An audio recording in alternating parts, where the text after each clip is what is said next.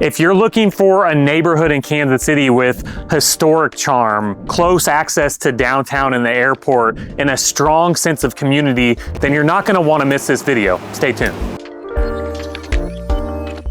Today, I'll be taking you on a full tour of the historic Northeast neighborhood. It's one of my absolute favorite neighborhoods in all of Kansas City. I'm gonna take you around some of my favorite spots to visit. We're gonna show you and uncover some of the most beautiful homes that the entire city has to offer. And by the end of it, you're gonna know just what it's like to live here in the historic Northeast. So where is the historic Northeast exactly? Well, if you couldn't tell by the name, we're northeast of downtown. And you're within minutes of Berkeley Riverfront Park and CPKC Stadium, where the Current are gonna play, the River Market and West Bottoms. So you have all of those at your disposal, but you're also within 20 minutes of the airport. So it's a great location overall, especially if you're gonna be traveling frequently. There are two neighborhoods that grab the attention of our clients constantly in the historic Northeast. The first of which is Pendleton Heights. We're here right now. They're actually doing a neighborhood tour. There's all this really cool architecture. It's really an awesome, like, vibey neighborhood.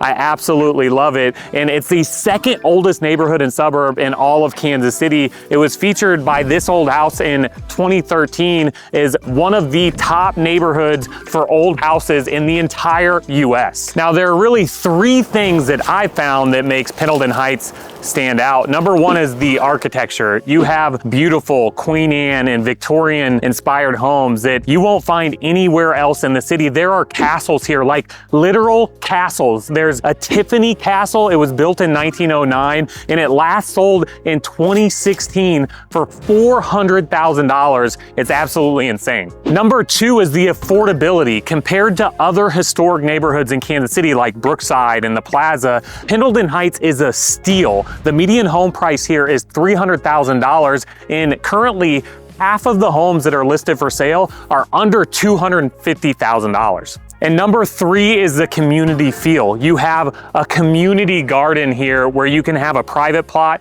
or you can work in community plots. And they also have a Pendleton Heights orchard with fruit and nut trees. And if you're on the lookout for a place to work or study, or maybe you're just exploring the neighborhoods for a good coffee shop, well, you're definitely gonna wanna check out PH Coffee. It's got this cool, like, industrial vibe. And in addition to matcha and espresso beverages, they also have canned cocktails and beer options, as well as some vegan options. So they host a lot of different events with other local businesses and nonprofits. Actually, we went to a Harry Potter pop-up earlier this year. They served like butterbeer and had all these cool little quirky things. It was hilarious and really special. So PH Coffee is more than just a coffee shop. It's really an anchor for the community here in Pendleton Heights.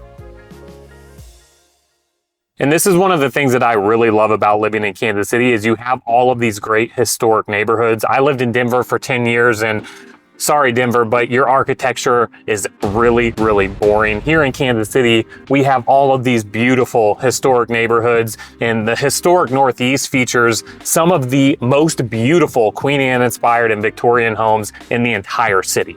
Another perk of living in the historic Northeast is the Kansas City Museum. We're located right here in the Scarritt Renaissance neighborhood, which has undergone a massive revitalization effort over the past several years. The building itself was once the home of a lumber baron here in Kansas City. His name is Robert Long, and when he died, his daughters gave it over to the city. They turned it into a museum. Actually, if you were to build this building today, this mansion, it would cost $30 million, and it's 4 floors of art and Kansas City history. On the bottom floor, the basement level, they have a billiards room where you can actually go and play pool. It's just another perk of living right here in the historic Northeast neighborhood. And then right across the street from the museum sits this $1.65 million mansion. This thing is over 7,000 square foot, and it was a complete renovation. And lucky for us, the developer is actually here. He's gonna answer a few questions, and we're gonna take you on a full tour. Let's go check it out. So lucky us, we're here with John Crow, who is the mind behind this beautiful renovation of this piece of history and art in Kansas City. Can you tell us a little bit about how this came to be. I'd been doing work here in the Northeast area, and the realtor I use is right down the street, and she's like, oh, this house is going to turn over. Would you be interested in it? And it's like, whoa, that is a huge project. We decided to go ahead and do it. And so when we got it, total rabbit warren. You know, the space we're standing here would have been the kitchen for that apartment. None of this was here. They had dropped the ceilings to conserve on heat. That door wasn't here. It really is get a sledgehammer and start knocking into anything that, you know, is more flimsy, because that was where they added on walls. And it was really kind of fun running around the sledgehammer, seeing what we'd find. And the history kind of evolved out of it. Right. And what I love about, you know, just walking through this property is I know obviously you had to make some difficult decisions along the way, but it seems like you tried to keep as much of the original, like woodworking and, you know, pocket doors and things like that as you could. Absolutely. I mean, some of it had just been destroyed because they, you know, sawed through it, or when they made their apartments, they weren't worried about history. They were worried about trying to get something. But pieces like the woodwork on that door was all original, so we knew what the pattern looked like. And so some of the door frames were here, the millwork was here. We copied it. You know, we tried a little thing in the back door. We exposed the brick where the original door was because that had changed. And so there were a lot of compromises, but still, as a developer, you got to go, well, we can't have the, you know, $15,000 fixture. We got to figure out how that works. Sure. But we did try the space is exactly as it was. It's original house, other than we added bathrooms. So we had to modernize the house. We put the kitchen in the front because, you know, the kitchen would have been a small servant's kitchen in the back. And if you're going to buy a house like this, you probably want a good kitchen. So we had to make some of those compromises to make it a modern, functioning house. But we kept the original walls. We tried to keep as much as original that was here. Cool. So I know there's a lot of history behind this home in particular. Can you just give us like the condensed version of who built it? What's the historical significance? This guy, Nathan Scarritt, he has a long history here in Kansas City. He came over, I want to say in the 1840s or 50s. He came over to work with the Indians. He was a preacher, actually. So he was going to teach the Shawnee Indians at the Shawnee Mission. And he did. He married what might have been a connected, socially connected, bought huge amount of Kansas City, which is downtown Kansas City now, before Kansas City really existed. It was really just the wharf. And so he bought it all up probably for nothing.